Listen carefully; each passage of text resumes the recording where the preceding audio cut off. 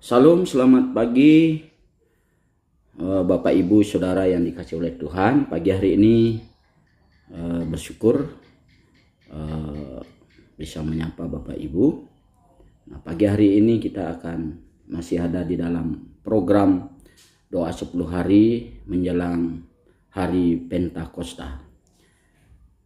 Hari ini hari yang kelima, Minggu 1 Juni 2025.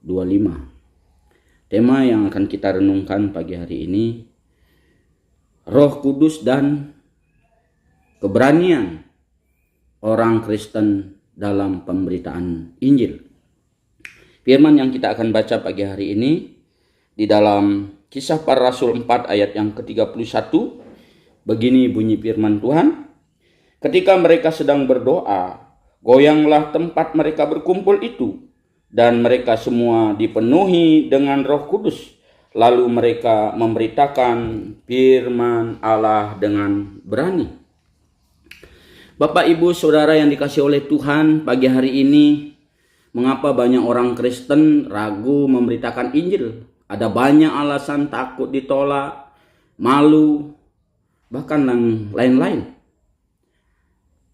Alkitab dengan jelas menunjuk bahwa setiap orang percaya dipanggil menjadi saksi Kristus. Tapi bagaimana mungkin kita bisa bersaksi dengan berani dalam dunia yang penuh tekanan dan penolakan terhadap iman Kristen? Jawabannya kuasa Roh Kudus. Renungan ini kita mengajak melihat bagaimana jemaat mula-mula yang juga menghadapi ancaman dan bahaya tetapi berani memberitakan Injil. Apa rahasia mereka? Mereka dipenuhi dengan Roh Kudus. Bapak Ibu Saudara yang dikasih oleh Tuhan, ada 3 poin pagi hari ini yang kita renungkan. Yang pertama, keberanian orang Kristen tidak lahir dari dirinya sendiri. Pada awal Kisah Para Rasul, para murid sangat ketakutan. Bahkan setelah Yesus bangkit, mereka pun masih mengunci pintu karena takut kepada orang Yahudi. Yohanes 20 ayat yang ke-19.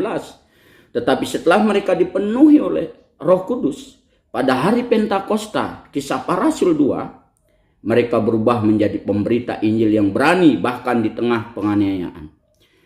Keberanian seperti ini bukan hasil latihan, bukan karena kekuatan kita, tetapi karena Roh Kudus.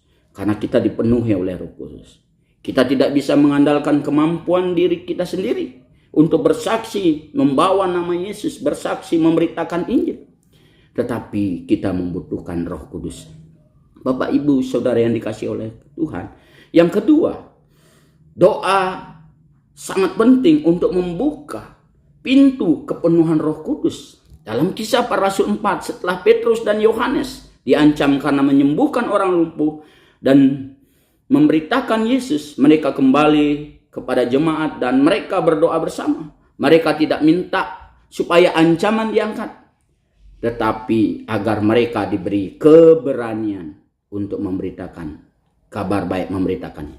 Ketika mereka selesai berdoa, tempat mereka berkumpul goyang dan mereka semua dipenuhi dengan Roh Kudus. Bapak Ibu Saudara yang dikasihi oleh Tuhan, pagi hari ini sangat penting.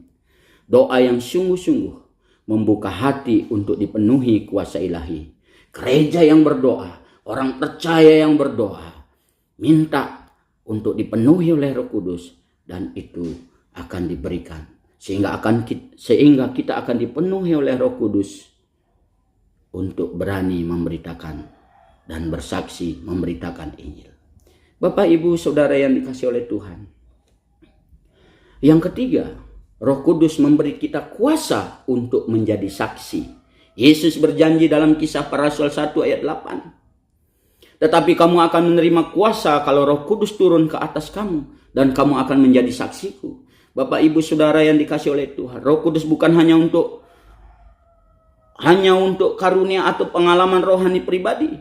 Dia adalah kuasa Allah yang mengubah orang biasa menjadi saksi luar biasa.